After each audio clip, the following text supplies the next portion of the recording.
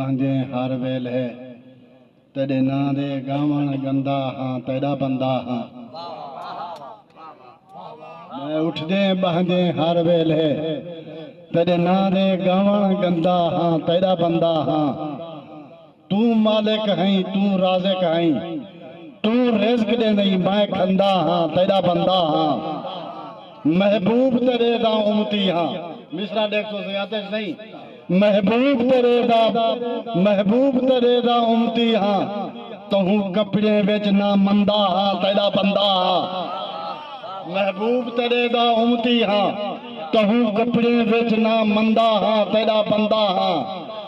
ارمان جدا تیرا سال تھی دے میں سیر دے بھرنے اندہ ہاں تیرا بندہ ہاں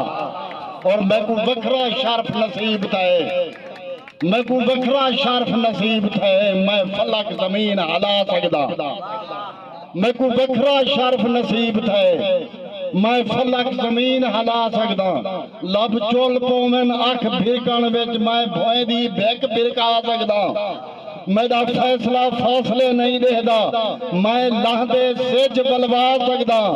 ارمان ایک رات فلک تانی میں بن سکدا میں آ سکدا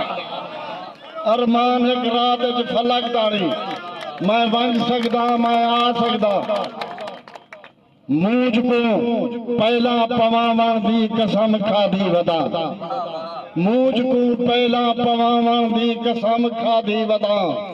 چاندر کو بھوئے تے لہامان دی قسم کھا دی ودا اور اے لوگ رسمہ کوٹ بنگلے